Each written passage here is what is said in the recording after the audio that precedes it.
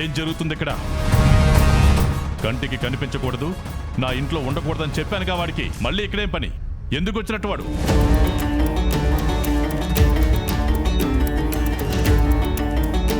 తప్పు చేసినప్పుడు వెళ్ళిపోతానన్నవాడు వెళ్ళిపోవాలి. లేదన్నా, అదే అదే మాట్లాడుతూ ఉండాను.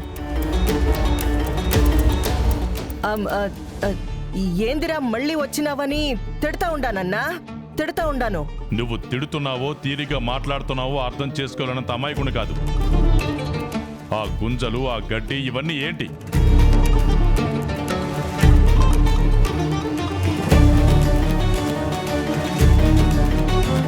ఏం మాట్లాడరండి? చెప్పండి, ఎందుకు తీసుకొచ్చారో ఏంటో.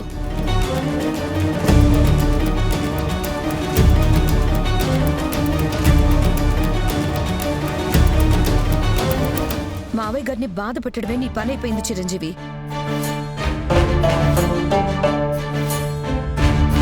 అది మావయ్య గారు. నువ్వుండమ్మా. అన్నపూర్ణ, వెంటనే వాడిని ఇక్కడి నుంచి వెళ్ళిపోమను. విజయశాంతి అంటావా? వెళ్ళిపోమని నేను చెప్పలేదు. వస్తానని చెప్పినా నాకు అభ్యంతరం లేదు. వాడు మాత్రం నా కంటికి కనిపించడానికి వీల్లేదు. అన్నా,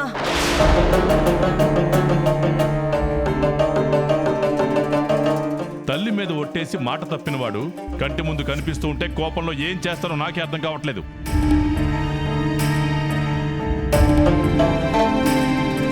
అసలు సిగ్గు అనేది ఉందా వాడికి? ఒక మాట ఇస్తే ఆ మాట మీద నిలబడే అలవాటు లేదా? ఉండను అన్నాడు, పౌరుషంగా వెళ్ళాడు. వెళ్ళినవాడు వెళ్ళినట్టే ఉండాలి. మళ్ళీ ఇక్కడేం పని? ఎందుకు వచ్చినట్టు?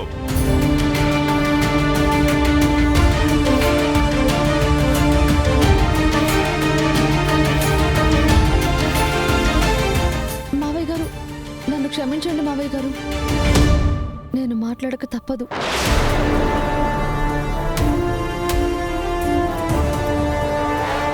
మేము ఇక్కడికి రావడానికి కారణం, ఇంటి ముందున్న ఈ చిన్న స్థలంలో మా కోసం ఒక చిన్న గుడిసె వేసుకోవడానికి వచ్చాం.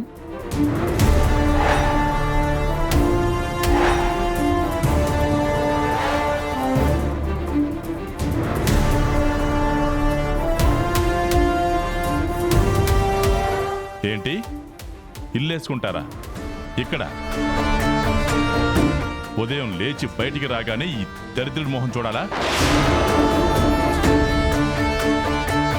ఇంటి ముందు దిష్టి బొమ్మను చూసినా మంచి జరుగుతుందేమో. వీడిని చూస్తూ మేమెలా సంతోషంగా ఉంటామనుకుంటున్నారు? తీసేయండి, ముందు ఇక్కడి నుంచి ఇవన్నీ తీసేయండి.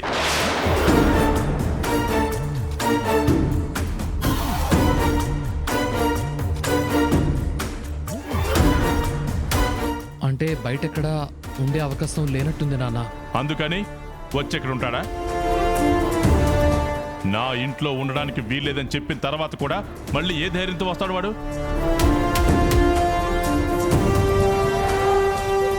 వచ్చినా నేనెలా రాణిస్తాననుకున్నారు?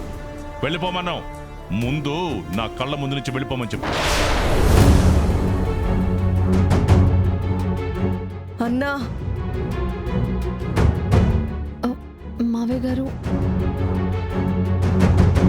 తనేమీ మీ మాట కాదని ఇంట్లోకి రావడం లేదు. ఇంటి ముందున్న ఈ స్థలంలో గుడిసె వేసుకుంటున్నాం. తను ఆ రోజు చెప్పిందేంటి?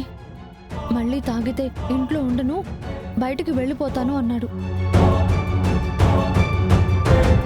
అదే విధంగా బయటకు వచ్చేసాం. బయటే ఉంటున్నాం, ఇంట్లోకి రావట్లేదుగా.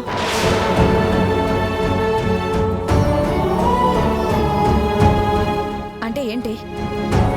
ఇంట్లోకి రానివ్వట్లేదని ఇంటి ముందు ఉంటారా? తప్పే ఉందక్క. ఇంట్లో స్థానం లేనప్పుడు ఎక్కడో ఒక చోట ఉండాలి కాబట్టి ఎక్కడో ఉండడం కంటే ఇక్కడే ఉండటం మంచిది కదా.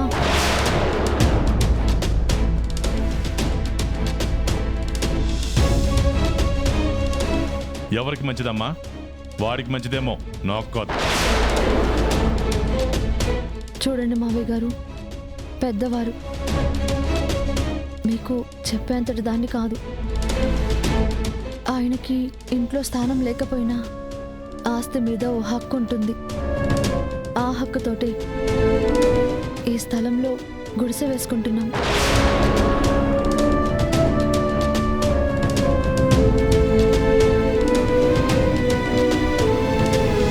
అది మిమ్మల్ని ఇబ్బంది పెట్టాలని కాదు, బాధ పెట్టాలని, అంతకంటే కాదు.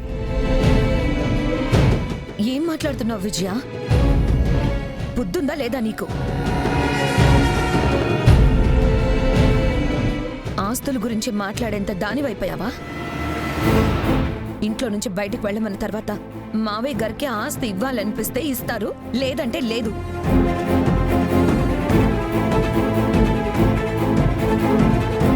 మీ పాటికి మీరు ఈ ఆస్తి మాది అని నిర్ణయించుకుంటే సరిపోతుందా? ఈ ఆస్తి మాది కాదక్క.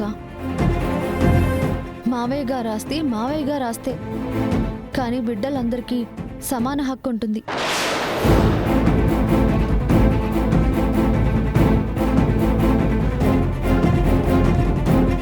ఆ హక్కుతోటే తను వచ్చాడు, అంతేకాని ఆస్తులు పంచమని కాదు, పంచాలని కాదు.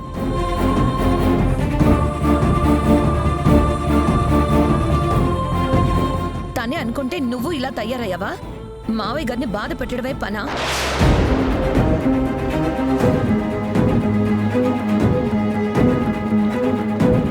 ఆ రోజు ఫైర్ యాక్సిడెంట్ అయినప్పుడు గుండెపోటు వచ్చి మావయ్య గారు ఎంత బాధపడ్డారో చూశారు కదా. ఆయన ఆరోగ్యంతో ఆడుకుంటున్నారా? వెళ్ళిపోమన్నప్పుడు దూరంగా వెళ్ళిపోవాలి. కొన్నాళ్ళైనా కంటికి కనిపించకుండా ఉండాలి.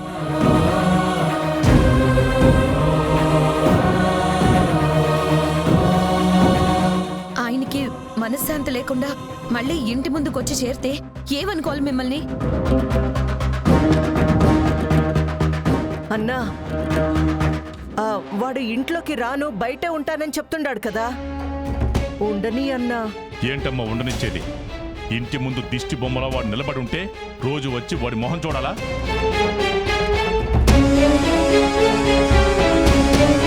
ఎవరు చూడమన్నారత?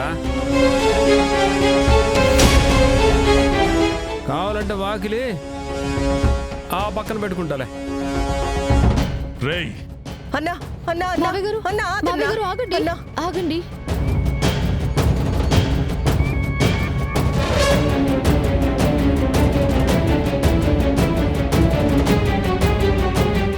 బయట ఎక్కడ ఉండలేము.